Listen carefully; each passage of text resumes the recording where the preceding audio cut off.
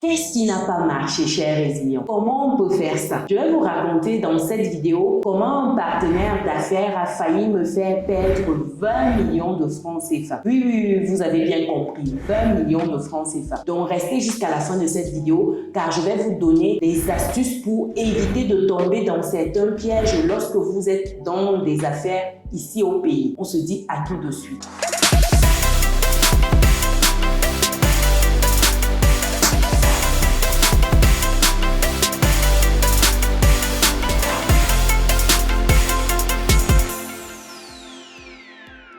Bienvenue de nouveau sur Business et Réussite, la chaîne qui te permet de muscler ton mindset et tes finances. Si c'est quelque chose qui te parle, alors rejoins dès à présent la communauté des personnes résilientes et pense à lâcher ton pouce bleu en l'air et à partager massivement cette vidéo. Si tu me découvres pour la première fois, je suis Chimène Nana, je suis entrepreneur, investisseur en France et en Afrique depuis quelques années et ma passion au quotidien, c'est de te voir atteindre ton indépendance financière, ta définition à toi du bonheur. C'est dans ce but que j'ai récemment lancé l'Académie des Résilients, une académie dans laquelle les résilients se retrouvent pour parler d'idées business en privé, lors des lives privés, pour échanger sur des livres, car la connaissance se trouve dans les livres, la bonne information également. Également une académie dans laquelle les résilients ont l'occasion d'investir ensemble. Quand on dit seul, on va vite, mais ensemble, on va plus loin. Donc, si c'est quelque chose qui te tente, rejoins l'aventure en allant sur business-et-réussite.com, onglet Académie. Complète tes informations et choisis ton palier. On se donne rendez-vous de l'autre côté. Ceci étant dit, revenons à notre sujet du jour, qui est celui de savoir comment j'ai failli perdre 20 millions de francs CFA dans un partenariat d'affaires. Je vais déjà vous raconter un peu la genèse de tout cela.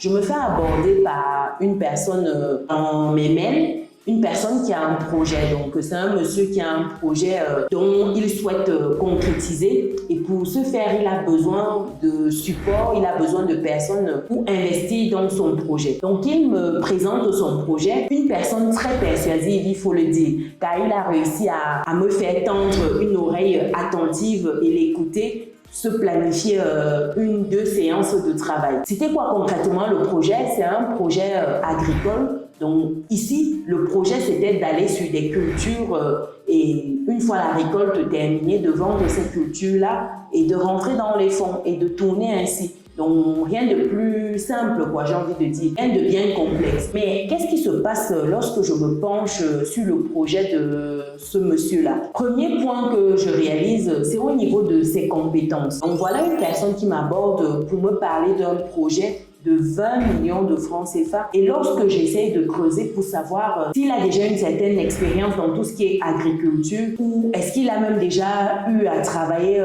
dedans, est-ce qu'il a une expertise, qu'est-ce qu'il a concrètement? Il me dit que non, il n'a jamais eu à faire l'agriculture. Il a juste des connaissances qui sont dans ce domaine-là et ça cartonne. Donc, c'est quelque chose qu'il pense pouvoir implémenter. Donc, à son niveau, il n'a pas fait des études dans le domaine. Rien à voir le diplôme qu'il a obtenu. Il n'a pas eu d'expérience, il n'a pas eu un stage, rien de tout ça. Donc, pour lui, c'est la théorie à 100%. Donc, premier point, c'est une personne qui n'a aucune expérience, aucune compétence qu'il pourrait mettre au service du projet. Parce que quand tu creuses, il te fait savoir qu'il va recruter la compétence, je l'entends, mais pour que tu parles le même langage avec quelqu'un, il faudrait déjà avoir certaines bases. Voilà une personne également en point 2 qui n'a pas pris le temps de se former. Il n'a aucune expérience, aucune compétence et malgré ça, il ne s'est pas formé pour dire que quand il va recruter ces ingénieurs, ces personnes-là qui maîtrisent, ils pourront parler le même langage. Ils pourront savoir quel piège éviter. Parce que si tu ne connais rien dans un domaine, les spécialistes vont te dire tout et n'importe quoi et toi, tu ne peux que valider. Donc, voilà une personne qui non seulement n'a pas d'expertise, n'a pas de background dans le domaine, mais ne prend pas la peine de se former. J'insiste beaucoup sur cette chaîne, la formation est capitale. Quand vous voulez vous lancer dans un domaine, il faut prendre le temps de vous former. Ça va vous éviter de faire les mêmes erreurs, de perdre du temps, de l'argent. Et en plus, c'est l'argent d'une autre personne qu'il veut perdre ici. Ce n'est pas son argent. Donc, deuxième point, il ne se forme pas. Troisième point ici, c'est par rapport à son apport. Je m'explique. Voilà une personne qui veut qu'on fasse affaire ensemble et en termes d'apport pour le projet, en numéraire, j'entends, il est à 0 francs CFA. 0 sur 20 millions de francs CFA. Donc voilà un qui veut que je mette 100% sur la table et lui 0. Et une fois le projet abouti, on se partage les bénéfices entre guillemets. Vous me direz ici que oui, il apporte les terres agricoles parce qu'on est ici sur des terres agricoles de 4 hectares. Je vais l'entendre, mais sauf que les terres agricoles, il faut encore creuser. Ce n'est pas la fin du game, j'ai envie de dire, parce que les terres agricoles ici, c'est quelque chose qui s'achète comme des bouchées de pain. Après, je ne dis pas que ça vaut 1 franc, mais ça s'achète très facilement. C'est pas la chose la plus difficile à avoir si vous voulez dans un tel projet. La terre, c'est la chose la plus simple même, j'ai envie de vous dire. Et ça me permet d'aller sur le 4e point qui est celui de la qualité de son apport, c'est-à-dire de cette terre agricole-là. Lorsque je creuse, je me rends compte que la terre n'est pas à son nom. Il n'a pas un document qui justifie qu'il est le propriétaire de la terre. Le titre foncier de ce terrain est au nom de ses parents. Quand je dis parents ici, c'est son père, c'est son oncle, c'est ses tantes, bref, c'est le titre de son grand-père. Une fois décédé, ça a été légué à ses enfants, c'est-à-dire son père et ses frères et sœurs. Donc le titre foncier est au nom de son père et de ses frères et sœurs. C'est pas à son nom du tout. Donc voilà une personne qui veut qu'on investisse 20 millions de francs CFA dans une terre qui n'est pas à lui, où il n'y a son nom nulle part. Et quand je lui dis, mais qu'est-ce qui va se passer demain si la famille vient revendiquer une fois qu'on aura fait la mise en valeur? Il me dit non, sa famille ne peut pas faire ça, sinon ça va créer des problèmes. Je lui ai dit, mais toi tu n'es pas sur cette planète Terre, hein, parce que le terrain, l'argent, ça divise énormément les familles. Imagine qu'aujourd'hui, c'est une terre abandonnée. Personne ne s'en occupe. Mais tu penses que demain, quand il y aura des cultures dessus, les véritables propriétaires ne vont pas sortir de nulle part pour revendiquer leur part dans l'histoire? Non, non, non, bien sûr que si. Bien sûr que c'est ce qui va arriver. Donc ici, il faut que tu prennes le temps, cher résilient qui me regarde, de vérifier ces documents-là, ces petits détails-là qui peuvent faire toute la différence. Parce que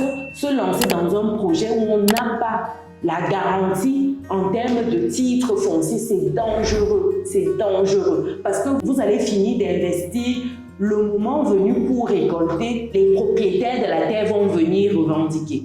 Donc, faites très attention sur ce point. C'est crucial. Même si j'avais voulu mettre 20 millions de francs CFA sur la table, même si en termes de compétences, ce n'était pas trop ça, il allait recruter une équipe, même si, on va dire, en termes d'apport, il n'y avait rien de son côté à part la terre, mais ce point-là, c'est vraiment rédhibitoire. Donc, faites très attention.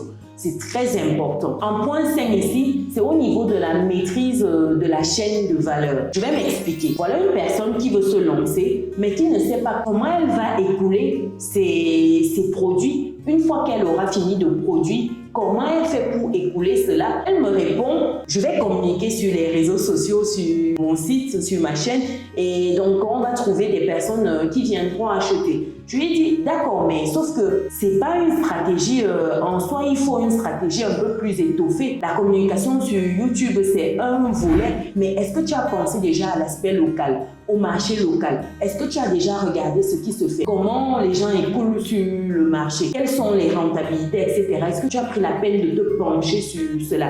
Tu ne peux pas aller juste sur un projet comme celui-là et te dire que je vais communiquer dessus. Donc voilà quelqu'un qui a son projet et en client final, c'est moi qui dois trouver son client final. Il ne s'est pas posé pour savoir où peut provenir son client final. C'est très facile de produire, cher résilient. Produire, c'est ce qu'il y a de plus simple.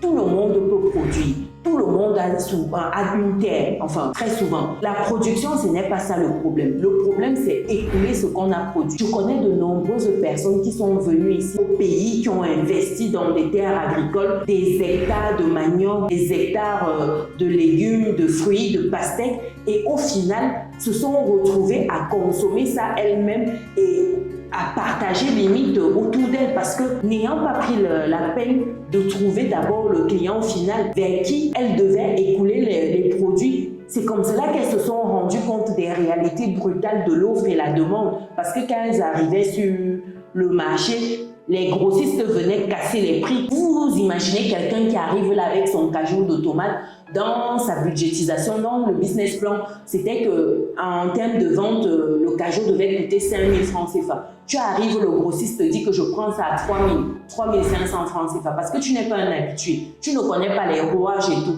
Qu'est-ce que tu fais? Tu vas manger ta tomate, tu vas manger 1 hectare de tomates à la maison. Qu'est-ce que tu en fais? Tu vas manger 2 hectares de manioc? Non, non. Donc voilà quelqu'un qui n'a pas pris le temps de penser à cette chaîne de valeur-là. En 6e point ici, c'est au niveau de la rentabilité. Voilà quelqu'un qui se dit qu'une fois que les cultures seront vendues, la production sera vendue, on va s'entendre sur qui prend quoi. Donc il ne prend pas le temps en amont de définir clairement qui aura quoi, quels sont les pourcentages, les prorata, etc. Non, il faut s'entendre au début. Ce n'est pas à la fin qu'on se met d'accord. Parce que si on se retrouve avec une production qui explose, où les chiffres sont meilleurs que ce qu'on a budgétisé, parce qu'on a minimisé.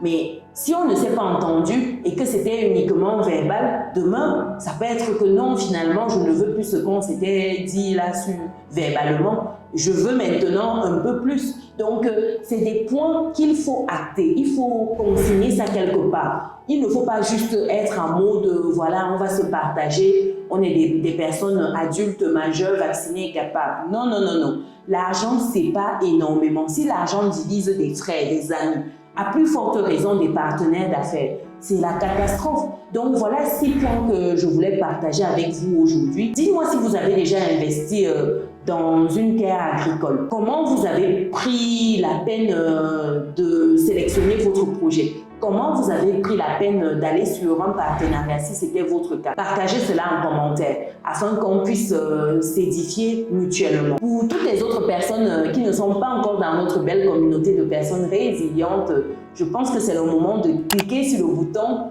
d'activer la cloche de notification et de partager massivement cette vidéo. Elle va éveiller les uns et les autres sur les réalités du terrain. Il ne faut pas être en mode bisounours. C'est qu'on va vous bouffer ici, on va vous bouffer cru. En tout cas, j'ai pu sauver ces 20 millions de francs CFA. Vous imaginez bien vous donner ça à quelqu'un comme ça, qui vient vous voir simplement pour ses beaux yeux. Non, non, ça n'existe pas. Ouvrez les yeux. Donc voilà, pour d'autres vidéos où vous aurez des idées business, je vous invite à cliquer sur celle qui s'affiche actuellement à l'écran. Nous, on se dit à très bientôt. Ciao.